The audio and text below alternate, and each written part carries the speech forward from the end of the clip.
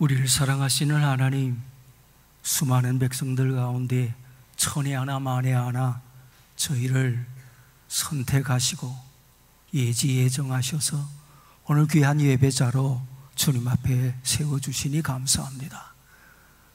말씀을 듣고자 하여 겸손하게 머리를 숙여 싸우니 성령님 오셔서 기록된 하나님의 말씀이 살아 움직이는 우리에게 주시는 생명의 말씀으로 믿음으로 들려지게 하여 주시옵소서.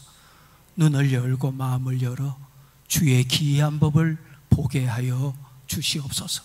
주의 말씀 들을 때 우리의 마음이 뜨거워지게 하여 주시옵소서. 성령이 함께 하시고 영광 받아 주시기를 원하옵고 예수님 존귀하신 이름으로 기도하옵나이다. 아멘. 우리 호산나 찬양대 귀한 찬양 감사를 드립니다. 다시 한번 인사를 서로 나누지요. 옆에 분 바라보시면서 오셨으니 잘하였나이다. 오셨으니 잘하였나이다. 성경에 나오는 인사법이니까 이렇게 인사하는 것이 좋겠다 싶습니다. 뉴욕 필하모니, 저 유명한 지휘자였던 레너드 번스타인에게 한 번은 그의 열렬한 팬이 물었답니다. 선생님, 오케스트라의 저 수많은 악기들 중에 가장 다루기 힘든 악기가 무엇입니까? 많은 악기들이 오케스트라에 구성이 되어 있는데 어느 악기가 가장 다루기가 어렵습니까? 자, 여러분에게 질문을 드린다면 여러분은 어떻게 생각하십니까? 지휘자 번스타인의 답이 뜻밖입니다. 그건 제2 바이올린입니다. 그러면서 설명을 합니다. 제1 바이올린을 훌륭하게 연주하는 사람은 얼마든지 구할 수 있습니다. 그러나 제1 바이올린을 연주하는 그 열정으로 제2 바이올린을 연주하는 연주자는 구하기 어렵습니다. 예수님을 따르던 수많은 사람들 중에 안드레는 제일 먼저 주님께 제자로 부르심을 받은, 흔히 쓰는 말로 원조 제자 격입니다. 그런데 여러분, 복음서를 읽다 보면 이 안드레에 관한 이야기는 딱 3번 나오고 3차례 등장을 하는데 그것도 별로 드러나지 않는 이야기들 뿐입니다. 이상하지 않습니까? 안드레는 그야말로 원조 제자인데 주연 대접을 받지 못하고 조연으로 그 자리에 머물러 있는 것입니다.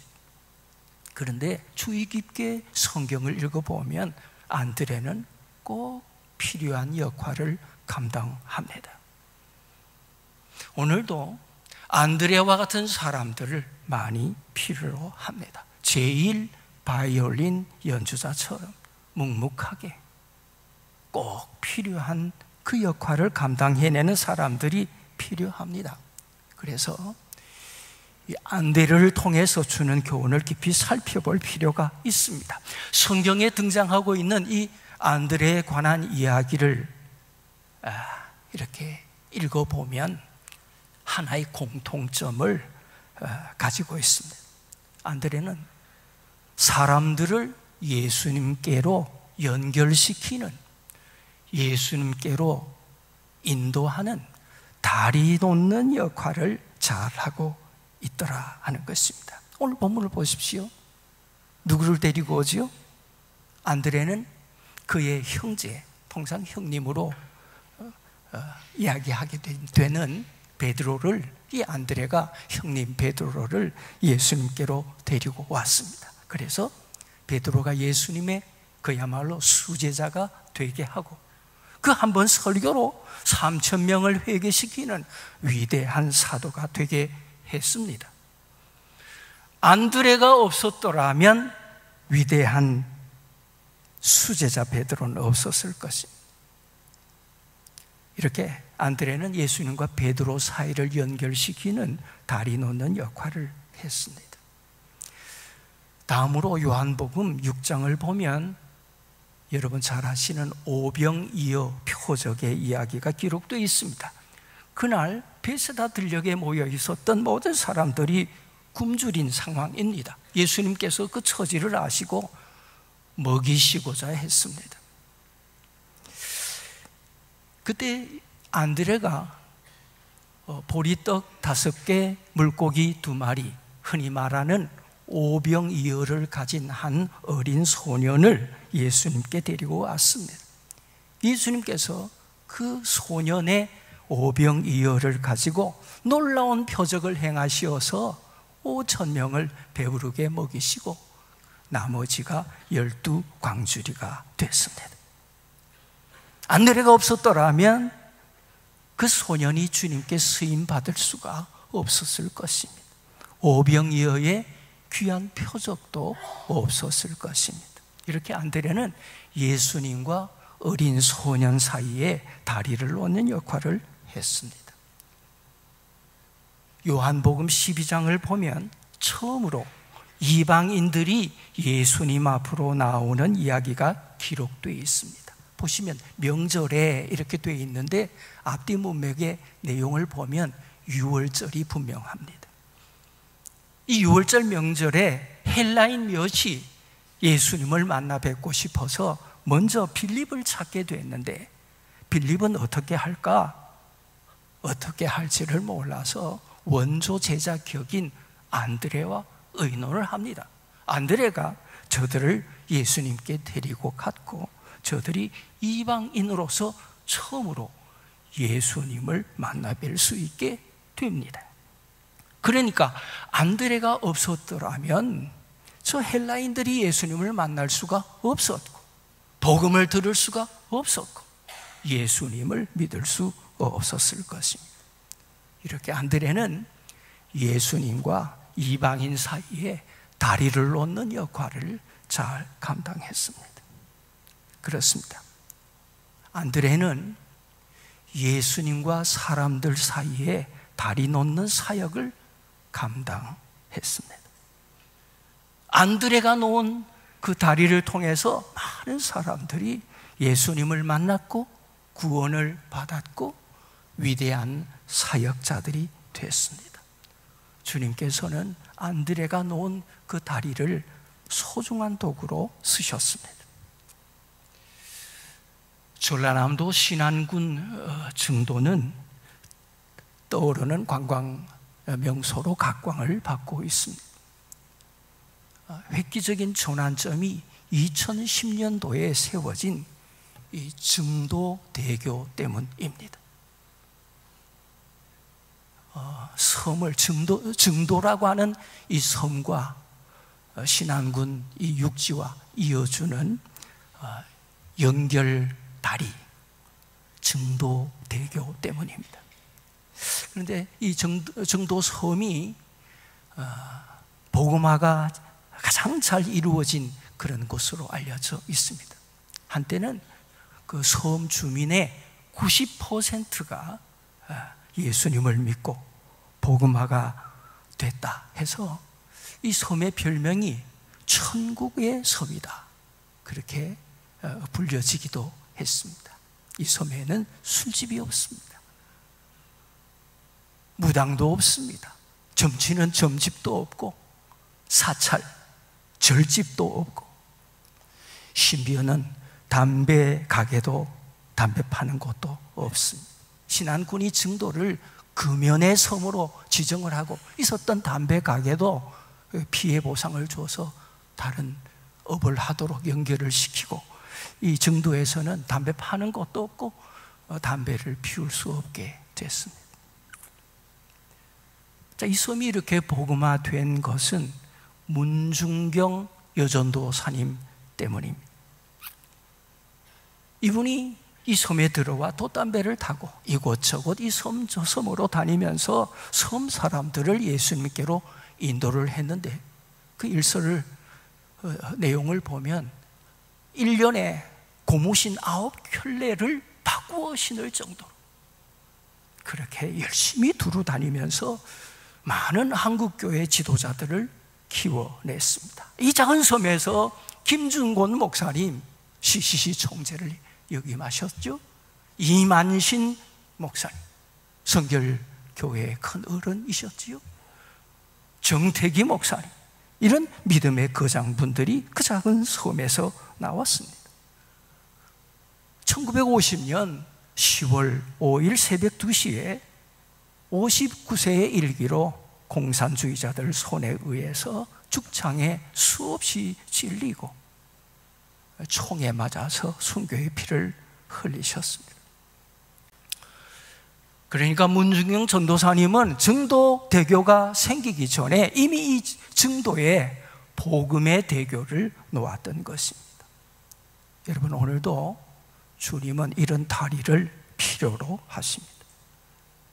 우리로 하여금 이런 다리를 놓아주기를 기대하시고 기다리고 계십니다. 사랑하는 여러분, 우리가 이런 비전을 가져야 되겠습니다.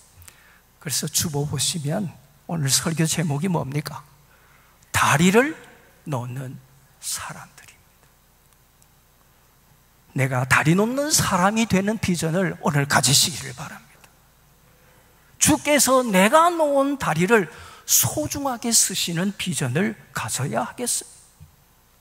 내가 놓은 다리로 많은 사람들이 주님께로 연결되고 주님을 만나 뵙고 구원을 얻는 그런 비전을 가져야 되겠습니다. 자, 그러면 안드레는 어떻게 이렇게 다리 놓는 역할을 잘 감당할 수가 있었을까요?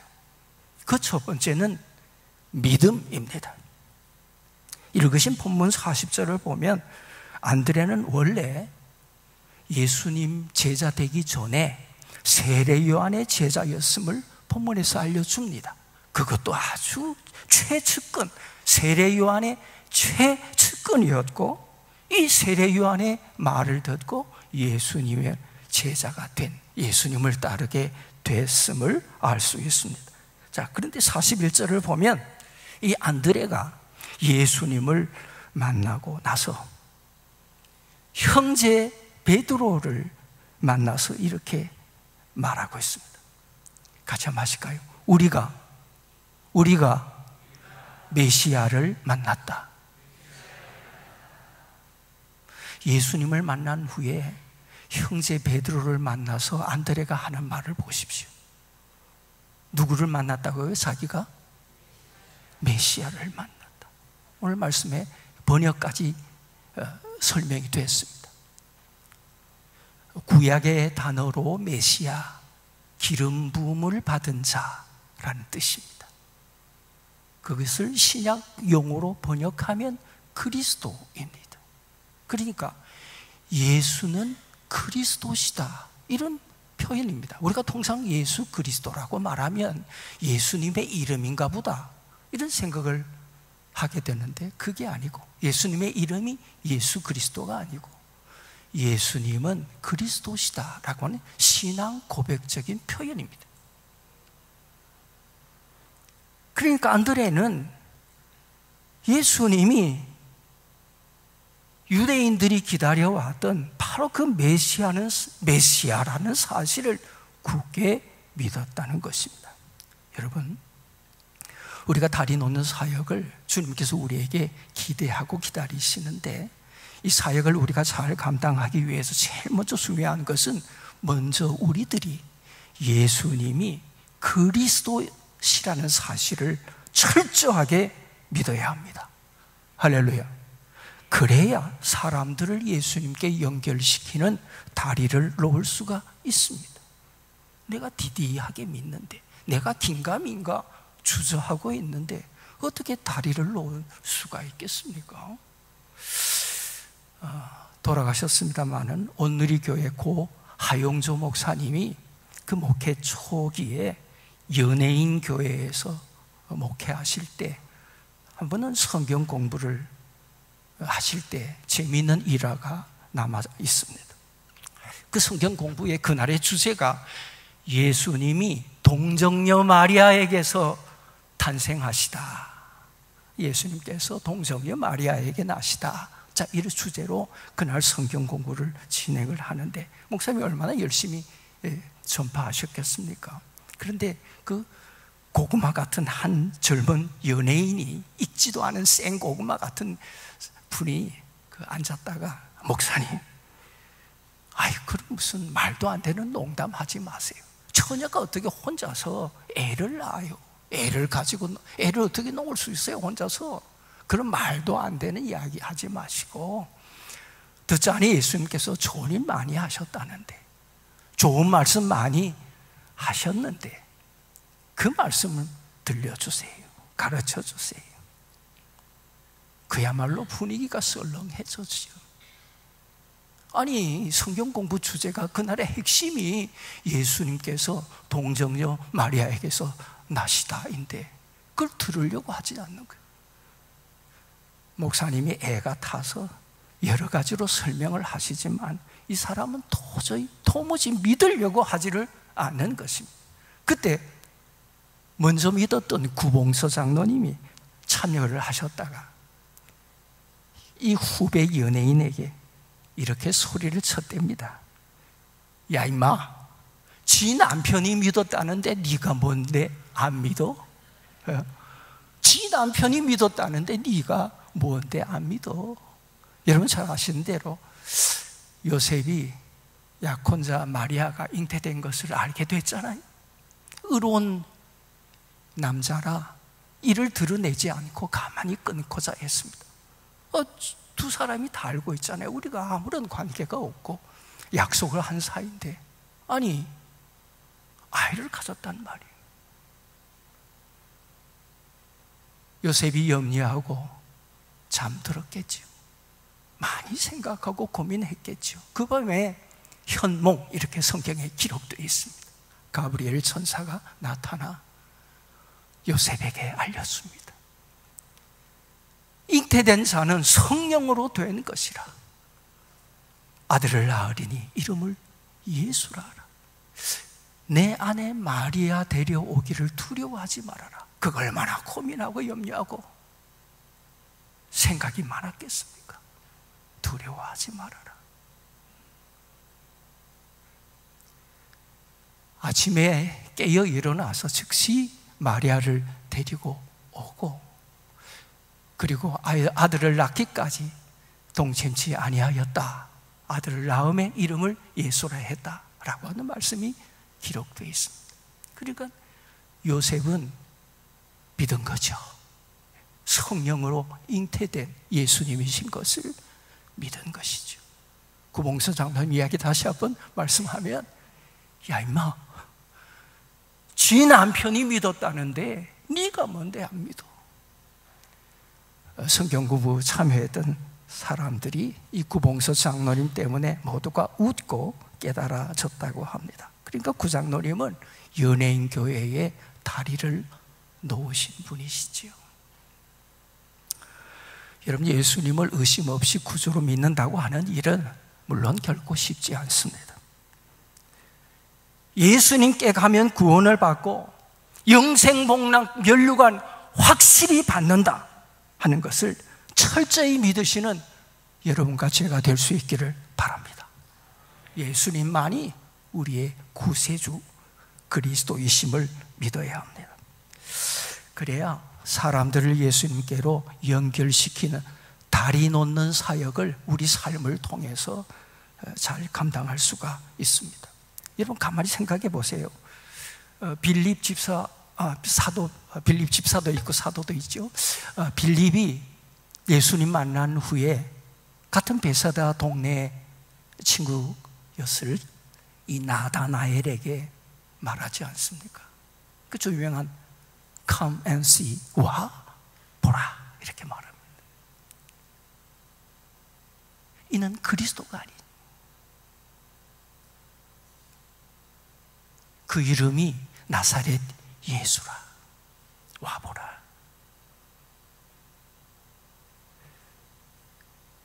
메시아 예수 그리스도이심을 빌립이 먼저 믿었기 때문에 친구 나다나엘을 주님께로 연결시키는 그 역할을 감당할 수 있었지요. 사람들에게 손가락질 받았을 수가성 여인도 남들하고 만나기 싫어서 그 대학볕에 물길로, 사람 없을 때 물길로 나왔다가 기다리고 계시던 예수님이 그녀를 만나주시지 않습니까? 예수님 만난 후에 물동이 들고 물길로 왔던 목적도 다 잊어버리고 동네로 뛰어들어가 그 동네 사람들 자기 따돌리고 손가락질했던 사람들이었을 텐데 똑같은 표현합니다. 와보라, 이는 그리스도가 아니냐. 많은 사람들이 주님께 나와 말씀을 듣고 그 동네 사람들이 예수님을 믿게 됐던 겁니다. 우리가 다리 놓는 역할을 하기를 원하는데 그 역할을 잘 하려면 먼저 예수님이 우리 모두의 구세주라는 사실을 믿어야 합니다. 자, 어떻게 하면 다리 놓는 역할을 잘할 수 있을까? 두 번째, 사랑입니다. 본문 41절은 이렇게 기록하였습니다. 그가 먼저 자기의 형제 시몬을 찾아 말하되, 안드레가 예수님 만난 뒤에 예수님께서 메시아이심을 믿게 됐죠. 그리고 나서 제일 먼저 한 일은 형제 베드로를 찾아가서 이 사실을 알린 것입니다. 안드레는 그 마음속에 늘 형제 베드로가 있었습니다. 반가운 소식, 기쁜 소식, 구원의 소식 듣고 제일 먼저 알리고 싶은 사람으로 그 마음속에 베드로가 있었습니다. 좋은 것이 있으면 제일 먼저 나누고 싶은 사람으로 베드로가 있었습니다. 바로 이것이 뭐죠? 사랑이죠. 여러분, 다리 놓는 사역을 하려면 그에 대한 사랑이 있어야 합니다. 안타까운 마음으로 사랑하는 마음이 있어야 합니다. 그 사람도 예수 믿고 구원받아서 하나님의 자녀가 되기를 바라는 사랑의 마음이 있어야 합니다. 우리 가족들, 또 우리 전도 대상자들 예수 믿고 복된 삶을 살기를 간절히 바라는 사랑의 마음이 우리들 모두의 마음속에 불타오르게 되시기를 바랍니다. 중국 선교의 아버지, 이렇게 일컬어지고 중국 내지 선교의 문을 활짝 열었던 허더슨 테일러, 영국 분이시죠. 이 허더슨 테일러 선교사 이야기입니다. 한 번은 어려운 선교의 문을 열고 열심히 하는 가운데 성령님 함께 하셔서 아주 선교의 문이 활짝 열리게 됐습니다. 혼자 감당하기가 불가능한 일이라 동역자들을 구하기 위해서 잠시 멈추고 영국 고국으로 돌아와서 이 사실을 널리 알렸을 때에 고맙게도 많은 젊은 선교사 지망생들이 그야말로 우후죽순으로 따라 나서기를 원했습니다. 여러분, 선교를 원한다고 해서, 선교사 되겠다고 해서 모두 선교사가 될 수는 없는 것 아닙니까? 인터뷰를 했지요. 젊은이들에게 이렇게 물었습니다. 당신은 왜 중국 선교사가 되려고 하십니까? 어떤 이는 대답을 합니다. 중국에 저 수많은 영혼들이 죽어가고 있는데 제가 가서 저들에게 복음을 전하여 구원받게 하고 싶습니다. 또 다른 청년은 저는 하나님께 영광을 돌리기 위해서 중국 선교사로 헌신하고자 합니다. 더러는 하나님께서 그렇게 하시라고 제게 개인적으로 소명을 주셨습니다. 그런 이야기를 다 듣고서 허더슨 테일러가 이렇게 말합니다. 여러분의 대답이 틀리지 않습니다. 그러나 그 대답만으로는 부족합니다. 왜냐하면 그런 마음만으로는 선교사로서 현장에서 당하는 그 어려움과 삶의 역경을 이겨내기 힘들기 때문입니다. 그러자 한 후보자가 이렇게 물었습니다. 그러면 선교사님은 무슨 동기로 중국 선교사가 되셨습니까? 허더슨 테일러가 한 대답이 이것입니다. 저들을 사랑하기에 중국 선교사가 됐습니다.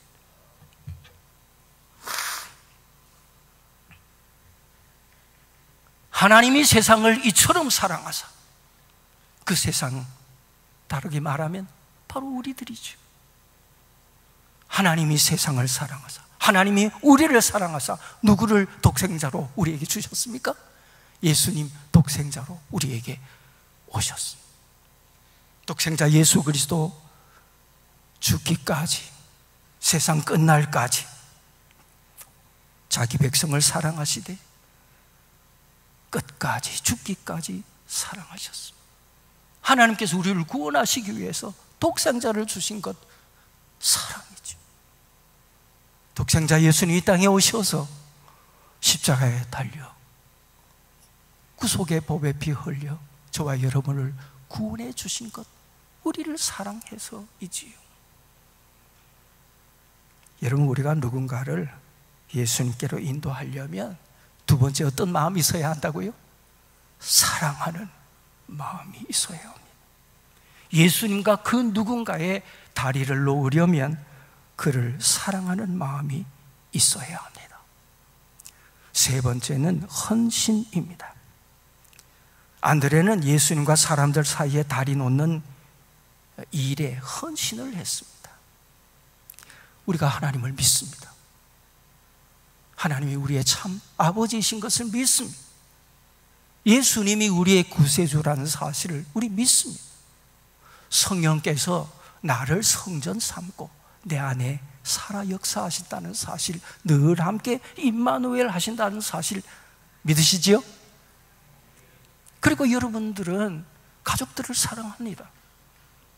내 주위에 주님께서 있게 하신 사람들을 귀하게 여기고 사랑합니다. 분명합니다. 우리에게 믿음이 있습니다. 우리에게 분명히 사랑이 있습니다. 그런데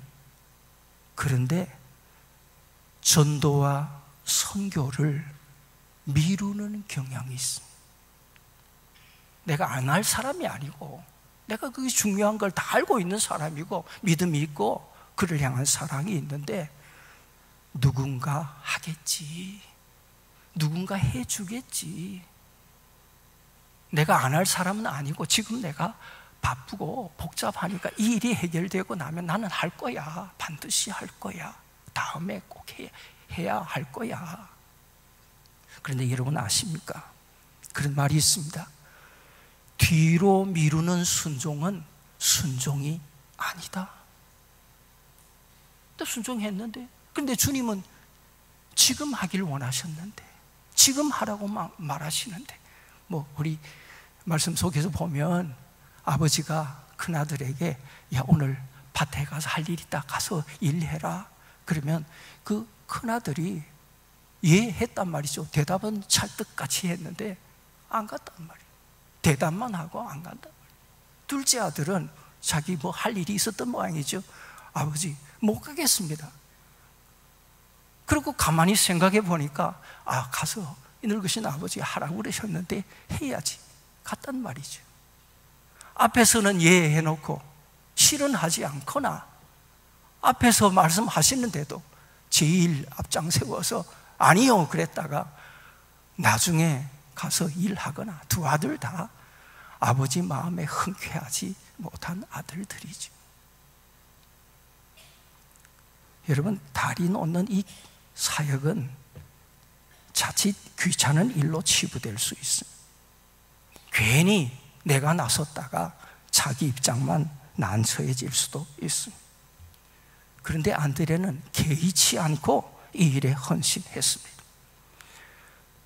교회사를 살펴보면 안드레는 조용히 그리고 정성을 다해서 다리 놓는 일에 헌신해 왔음을 알 수 있습니다. 그래서 그의 헌신을 기리는 역사적인 흔적이 괜히 생긴 것이 아니라, 그를 주목하고 기억하고 기리는 역사적인 흔적들이 의외로 많이 발견됩니다. 그 대표적인 안드레의 헌신이, 그 중에 하나가 안드레 십자가입니다. 안드레 십자가 들어보셨습니까?